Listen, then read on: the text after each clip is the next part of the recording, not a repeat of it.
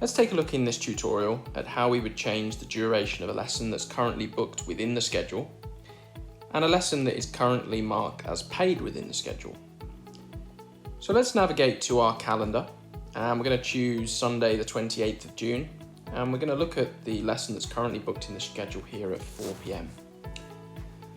So the lesson here at 4 p.m. is currently marked as paid, as indicated by green. So this could have been through a credit or debit card payment, could have been a gift card code, or it could have been through a package credit. So we want to use the example here of a student who wants to extend the lesson time. So they've got currently a lesson booked at 4 p.m. and they want it to be an hour lesson. So we have a couple of ways to do this. Depending on the pricing structure, we could book a 30-minute lesson to extend the lesson to an hour. And this would work well for those of you who have a standard pricing structure where you charge based on each time duration. So in this example, this lesson is £25. If we have an hour lesson cost at £50, then we can simply add another 30-minute lesson booking to the schedule. So we can go ahead and do that. Let's go ahead and select the program type as Demo 1-to-1. Select the duration as £30. And we're going to go ahead and click Continue. And let's choose the same student. So we can select the student who's also in the schedule at 4 p.m. And we're going to go ahead and click Pay Academy. And we'll go ahead and click Submit. We navigate back to our schedule view now.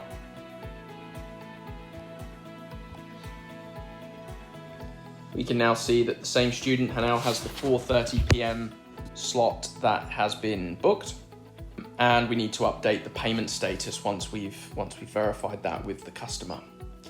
So that's the first option, and that works well if you've got, as I said, a fixed pricing structure based on the durations that you use. Let's say, for example, you have a cost of £25 for a 30-minute lesson, but then you incentivize customers to make hour bookings by reducing the price slightly. So in this example, we would have the capacity figures correct within our schedule. The schedule is blocked out for the right amount of time. However, the price would be now incorrect. So we have two lessons in the diary, both at a cost of £25. So we can now make this correct by one of two ways. We can navigate away from the schedule and we can navigate to view all bookings. And we can find the lesson in the list view or by using the filters. So we're going to use it from the list view. It was the lesson that we booked in here at 4:30 p.m. And what we can do here is we can actually change the price of the lesson by clicking on the pencil icon. And we can change the price now to the prorated rate. So for a 1 hour lesson, we actually charge £45. So we can change this half an hour lesson to £20. Go ahead and click Update. And if we navigate back to the schedule view now, we're going to now see the two lessons booked in the schedule correctly, which ensures the capacity figures are correct and ensures the schedule is blocked out correctly. We now have one lesson at £25 and one lesson at £20, which also means our revenue figures are correct. However, what you also may want to do to ensure the accuracy of the lessons that are appearing within your reporting and insights. So obviously here we've got the correct price, we've got the correct capacity figures, but we have got the incorrect lesson duration in that this customer didn't have 30-minute lesson twice, they had a 1 hour lesson. So in this example, what we would actually ideally do is we would delete the lesson. So for a green lesson that's marked as paid, we would click Reschedule, which ensures the credits are added back into the student's account.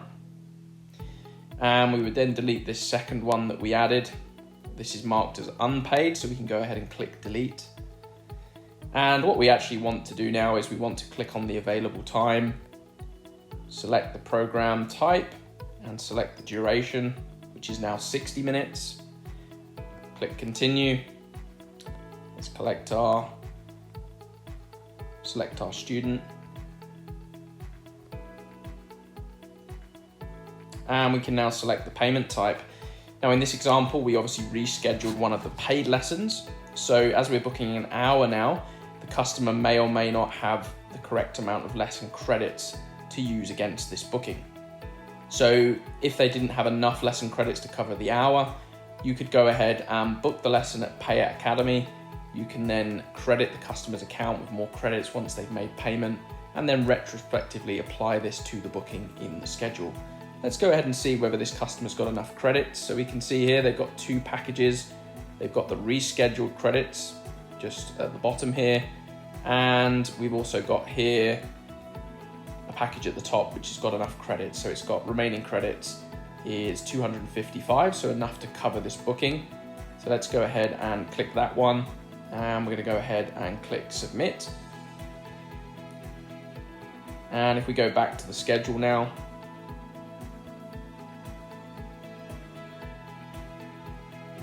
we can see now that the lesson has been booked in with the correct capacity figures, the correct lesson length, and also the correct cost.